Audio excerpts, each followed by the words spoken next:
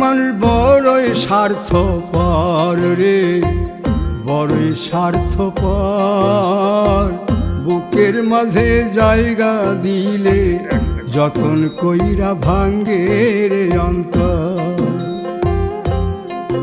মানুষ বড়ই স্বার্থপর রে, বড়ই স্বার্থপর।